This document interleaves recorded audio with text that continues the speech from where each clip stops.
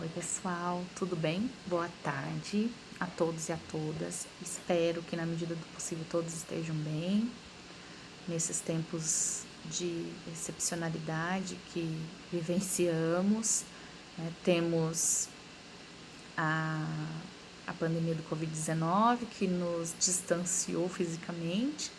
Temos esses recursos para darmos continuidade a algumas das nossas discussões. Com esse vídeo, a gente encerra aquela proposta, aquele plano de trabalho para atender, né, também ao ato executivo entre os dias 17 e 31 de março e que foram realizadas, nas discussões foram realizadas no nosso grupo, com uma intensa participação. Aproveito para iniciar agradecendo aos colegas que colaboraram com os vídeos, né, que digitalizaram os textos, e também gostaria de frisar que este vídeo ele se insere nesse momento específico de encerramento. É claro que depois nós daremos continuidade quando retornarmos, mas de fechar um ciclo bem específico. Ele é contextualizado, então, nesse momento, a partir dos debates, como o Flávio falou para vocês, né? Nós imprimimos aqui, lemos e anotamos as contribuições de todos e de todas. Foram ótimas sínteses, né? Que foram apresentadas, mas ele gostaria que ele não fosse compartilhado ou retirado desse contexto, em partes ou no todo, uma vez que ele é fruto das discussões realizadas a partir da nossa proposta de trabalho remota, né, naquele primeiro momento, né, e da disciplina de aspectos históricos da escolarização brasileira, no programa de pós-graduação em educação aqui da UEMP, mestrado profissional em educação básica. Tudo bem? Então, como o Flávio apontou, tem boas sínteses aqui dos textos e das ideias dos autores. O intuito do vídeo é fazer algumas indicações para que vocês possam se aprofundar, até porque senão o vídeo vai ficar muito longo e perde propósito. E dizer para vocês que, apesar de nós termos a decisão de suspensão das aulas após o dia 31 de março, o grupo continua, estamos à disposição, estamos juntos e juntas para continuar discutindo, inclusive as questões postas para nós urgentes agora. Vivemos uma questão inédita, né, que é há um bom tempo, né, que é uma sociedade sem escola, né, e aí todas as propostas no sentido de fazer essa educação à distância, da mercantilização do ensino, da aceleração da educação à distância, dos projetos que são excludentes, enfim, estamos também atentos, atentas e nos colocamos à disposição, eu e o Flávio, como professores da disciplina, continuarmos a debater, né, lá no a dividir nossas angústias, nossas percepções, nossas preocupações, muitas lives acontecendo, muitos intelectuais contribuindo com vídeos, acho que vale a pena a gente compartilhar, tá bom? Nesse sentido, o primeiro ponto de aprofundamento que eu gostaria de sugerir, que já mencionei naquela ocasião, né, nós tivemos 2 encontros presenciais. No segundo encontro, quando a gente lê um autor, a gente precisa saber quem foi o autor e em qual contexto aquele texto foi escrito, né, e publicado e produzido. Então, ler o texto também como um documento histórico datado e com as suas marcas, as marcas do seu tempo. Assim, alguns comentários foram no sentido da proposta da segunda questão, que era comparar a periodização do Saviani e do Laerte Ramos de Carvalho, indicaram uma certa dificuldade de compreensão ou até mesmo de apontar do texto do Laerte Ramos e de apontar que o texto do Saviani se aproximava mais das nossas questões, né? Ora, a gente tem um texto do Laerte Ramos, né, que foi um texto por ocasião do Congresso Internacional de Estudos Brasileiros, realizado em 1971. Então, quando a gente falava lá a partir das discussões do Bloch, que o historiador, o fazer historiográfico, responde muito mais a questões da época em que o historiador escreve do que a época que ele quer reconstruir historicamente ou retratar historicamente, é um pouco também nesse sentido. Os textos do Saviani olham para os séculos 19 e 20, porém são textos produzidos já no século 21, né? E muito próximos de nós, e trazendo legados, né, e marcas deixadas na educação que nós conseguimos enquanto trabalhadores e trabalhadoras da educação básica, né, do ensino superior, os diferentes níveis de ensino, enquanto professores e professoras conseguimos identificar na nossa vivência, na organização da escola, né, muitas questões por ele apresentadas como essa herança, tanto do ponto de vista positivo quanto do ponto de vista negativo, que ele chama atenção, né. E aí a gente tem que entender que a proposta de periodização apresentada na educação brasileira e sua periodização do Laerte Ramos, ele se insere em um contexto específico de produção, né? Então ele é um documento de grande relevância para a historiografia da educação brasileira e ele contém uma proposta original de periodização. Foi o Laerte Ramos que rompeu com a periodização tradicional da história da educação brasileira, atrelada ao parâmetro político, que o Saviani também discute um pouquinho na introdução dos textos dele, né? Então, a depender do aspecto, né, do referencial que diz respeito ao referencial teórico daquele que escreve a história da educação, que produz a história da educação, também vai ser diferente o marco temporal, né, a baliza temporal selecionada. Então, esse é um primeiro ponto. Para isso, eu vou disponibilizar para vocês uma leitura complementar. Minha tela está aqui, deixa eu olhar aqui. É um texto do Bontempi Júnior, que analisa a educação brasileira e sua periodização do Laerte Ramos de Carvalho dentro do seu contexto de produção, tá bom? Então, é um texto de 1971, esse é um ponto importante a ser considerado, né?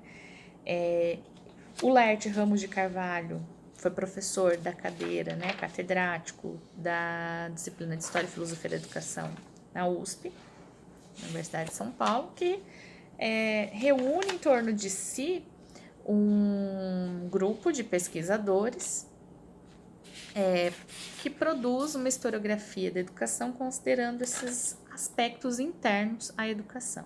Então, esse grupo, ele iniciou a tradição da pesquisa da história da educação, um programa de pesquisa, fez um trabalho árduo de levantamento e catalogação de fontes e direcionou o olhar para a institucionalização da escola, para esse processo de organização e sistematização da educação escolar no Brasil, né? Faz parte, portanto, daquele momento que a Diana Vidal e o Luciano Mendes Faria Filho apontaram como o momento de constituição acadêmica da disciplina de História da Educação. Antes, a disciplina de História da Educação já existia como uma disciplina do currículo das escolas que formavam os professores primários, que é a escola normal. E esse modelo de formação de professor primário trazia a história da educação muito mais com um cunho de formação moral, e muito mais voltada às práticas pedagógicas e às grandes lições que diferentes homens, diferentes períodos históricos poderiam nos trazer. A história como uma lição, né? Buscar as origens da educação no sentido de pensar aquilo de melhor que houve ou aprender com os erros, que foi um pouco da nossa discussão com Hobsbawm, né? O passado como cronologia, os perigos do passado como cronologia e também como genealogia, né? Então, esse é um ponto importante. O Laerte Ramos de Carvalho, então, o texto de 1971 busca responder algumas questões que estavam postas para sua época, e precisa, então, ser entendido dentro desse contexto. Quais são os pontos, então, de aproximação entre a periodização proposta pelo Saviani e pelo Laerte Ramos de Carvalho? Considerar os aspectos internos à educação, lembrando que o Laerte Ramos de Carvalho é o primeiro a fazer isso, a romper com essa periodização tradicional. O Saviani aponta depois outras leituras a partir de parâmetros econômicos, por exemplo, da Maria Luísa dos Santos Ribeiro, da Othaísa Romanelli. Eu já disponibilizei lá para vocês um texto publicado meu com o professor César na revista do STED-BR Online, que analisa os jesuítas em alguns manuais de história da educação, mas tem uma introdução que faz esse debate sobre a história da educação e as periodizações, né? Então, vale a pena, fica como sugestão também para vocês se aprofundarem, junto com o texto do Bruno Bontempi Júnior, que é A Educação Brasileira e Sua Periodização, que é o título do Laerte Ramos, né?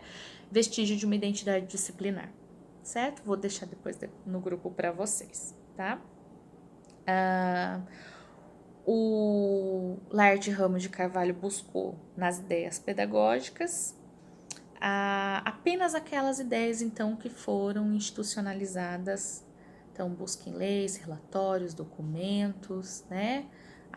Aquele debate possível de ser identificado que se transformou em uma reforma, que se concretizou em uma reforma de ensino, em uma política pública que resultou em uma organização, em uma normatização, em uma política pública, tá bom?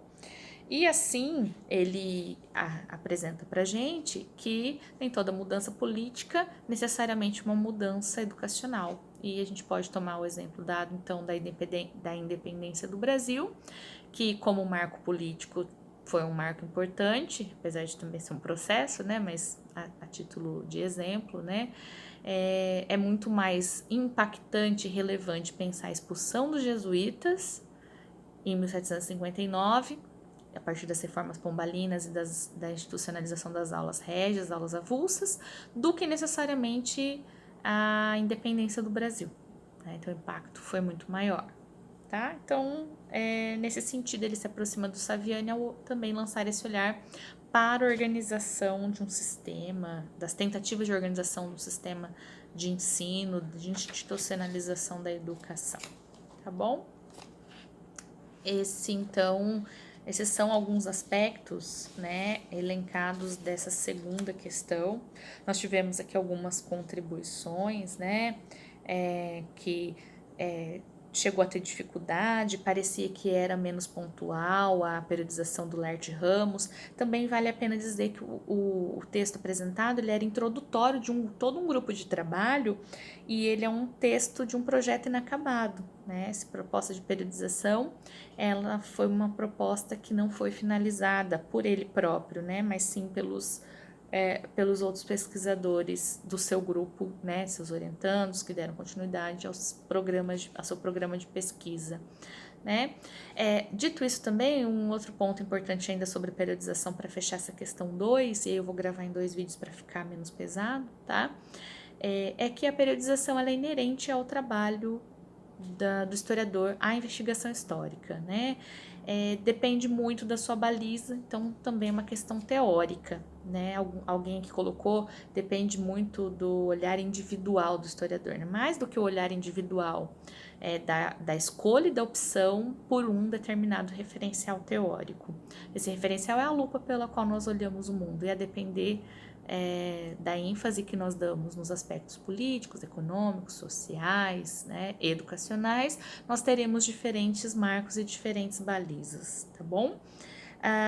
Pelos marcos internos da educação, o Saviani optou pelo longo século XX, por exemplo, porque para ele as questões educacionais da República, né, postas na Primeira República antecedem a República, né? São os debates que aconteceram, antecedem o início do século XX, né? Então, o marco não é o início do século propriamente dito, porque as questões estão postas no final do 19 ainda, tá bom? Acho que sobre a periodização, foram essas questões colocadas, né? A Karina fez uma consideração muito pertinente, que ela diz que ao analisarmos o texto do Laerte Ramos, nós percebemos através da periodização um estudo da origem da escola brasileira ao seu atual estado.